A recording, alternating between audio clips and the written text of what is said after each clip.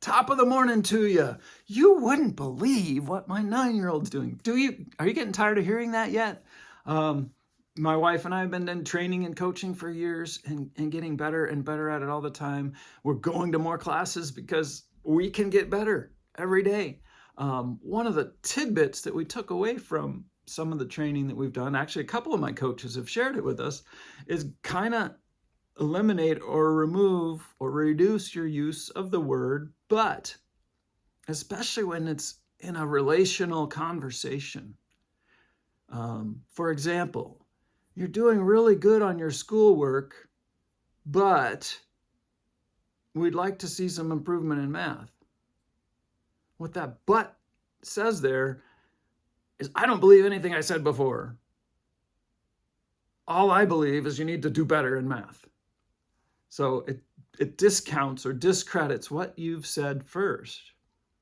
And by changing that but to an and, it's going to make a more powerful interaction with that other individual, that child in this case. You are doing so great on your schoolwork, and we'd like to see a little more on the math. And how can I support that? And how can I love on it? Feel the difference in that? You're doing really great, and we'd like to. The but crushes it and wipes it away, and the and validates it, reinforces it. We've seen this, we capture it, and we believe that it's really true. We're looking for this other thing. And even better, the sandwich technique, Dave Ramsey and lots of other places. I got it way before Dave Ramsey. Say the good thing and the thing to work on and the other good thing, the sandwich effect. But the 9-year-old, back to the 9-year-old, we shared this with him, and he's catching me on it all the time. And sometimes we really do want a but. I had an example, but it's escaped me now. But even he's catching himself saying, "Oh, that was really fun when I went and did that." But and I'm really having fun doing this other thing now. So it's fun to just see the transformations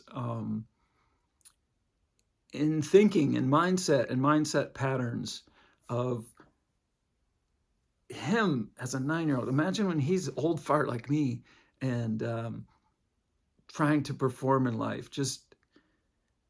And he's better at it. They're better incorporating and doing things and believing in them. And just every day, every other day, there's a comment or statement that I hear him make with a intentional and in it to validate what he's said in connection with or in continuance with what he's going to say next, instead of discounting it and blowing it off. So, do you use but? Where do you use but? And should you be using so much but? Should we be talking about but so much? So down in the doobly-doo, maybe give an example of a but and turn it into an and, something that you've used or experienced, or maybe it's been used on you, a phrase or a correction or a direction, where a but would have been better replaced with an and. Or maybe you nail it. Maybe you always say and.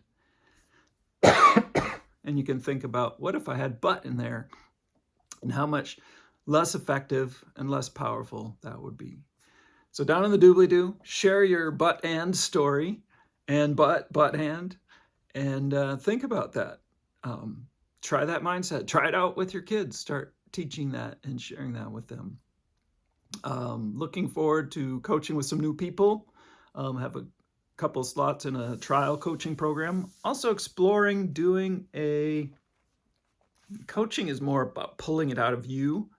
But a lot of the people I've been talking with lately are looking for my tech experience, my many years in tech. And so I'm looking at launching a coaching group that's group coaching.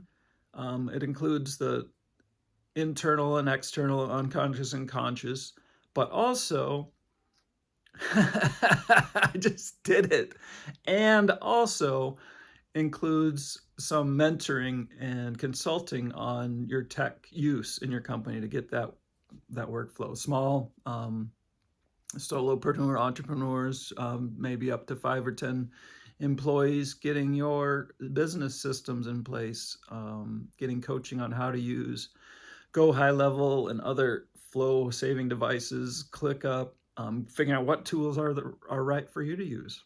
And if you don't make money and you aren't doing this stuff yet, get out a piece of paper and write down the names of the people you're calling and build a business from a notepad. This is like 2 lessons in one. I'm going on and on and on. The point being, if you're interested in a tech-based group coaching program for small business, I'd like to hear before I launch the group how much interest there is in that. You be blessed.